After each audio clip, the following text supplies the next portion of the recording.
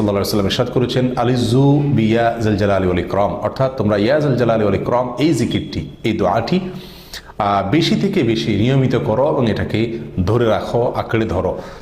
অথচ আঁকড়ে ধরা বা ধরে রাখা তো দূরের কথা, এটাকে অল্প সময় বা মাঝে মধ্যে করার আমলটাও সমাজ থেকে প্রায় বিদায়ের পথে।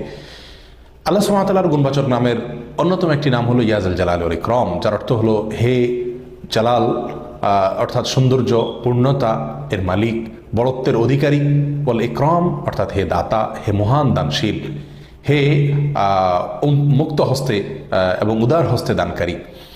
এই নামে আল্লাহ সুবহানাহু ওয়া তাআলাকে ডাকা বা আহ্বান করার মাঝে একাধারে আল্লাহ সুবহানাহু ওয়া তাআলার প্রশংসাও করা হয়, আবার তার কাছে চাওয়া হয়, প্রার্থনাও করা হয়।